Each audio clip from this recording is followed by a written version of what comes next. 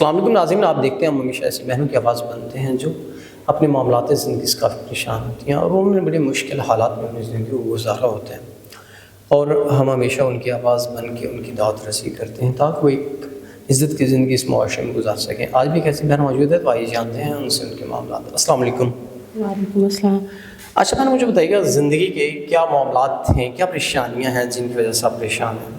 عالم قرآن و اسلام کی تعلیم حاصل کی ہوئی ہے اور اسلام کے مطابق زندگی گزارنا چاہتی ہوں، لیکن کچھ لوگ جو نکاح کو اچھا نہیں سمجھتے، اس لیے سوچا ہے کہ شادی کروں اور عزت کے ساتھ اپنی زندگی گزاروں، لیکن گلی کے کچھ اوباش لوگ ہیں جو مجھے تنگ کرتے ہیں۔ اگر کوئی نیک انسان ملے تو میں شادی کرنے کے لیے تیار ہوں۔